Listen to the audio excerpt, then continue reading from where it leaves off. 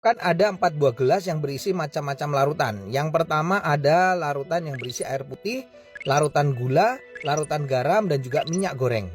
Dan masing-masing larutan nanti saya akan campurkan dengan sel darah manusia. Ini adalah darah manusia yang sudah ambil menggunakan jarum suntik. Nah, lalu saya akan teteskan pertama kali pada larutan yang pertama, yaitu air putih. Kalau kita perhatikan di sini darah dengan air putih langsung akan larut. Bahkan ini saya siapkan ada batang pengaduk, saya akan aduk sampai dengan merata, dan di bagian batang pengaduknya pun juga tampak bersih, tidak ada darah yang menempel. Ini artinya darah dengan air dia akan terlarut sempurna. Lalu bagaimana dengan larutan gula? Saya akan teteskan darah pada larutan gula. Kalau kita bandingkan dengan air putih tadi, pada larutan gula ini sel darahnya tidak akan larut ke bawah, justru dia akan mengendap di bagian atas. Dan akan saya gunakan batang pengaduk. Nah, Anda bisa lihat ini beda sekali.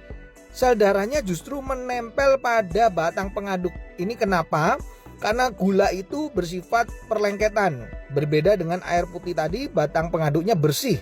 Makanya orang kalau kena diabetes, terjadi perlengketan pada darahnya, mengalami rasa haus, kemudian sering buang air kecil, dan akhirnya suka ngemil.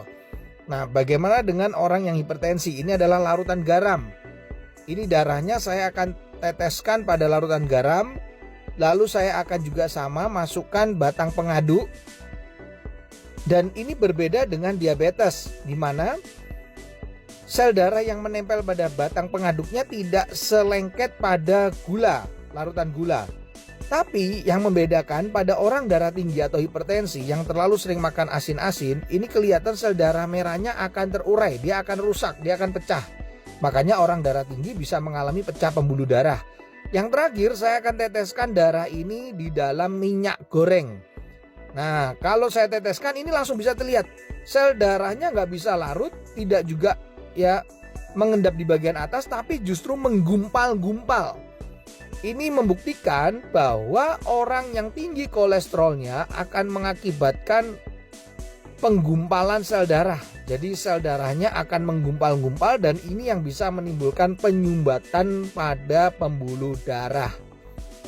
Ini adalah percobaan sederhana yang saya lakukan dengan menggunakan 4 macam larutan yang berbeda. Semoga percobaan ini bisa menjadi inspirasi untuk kita agar tetap sehat.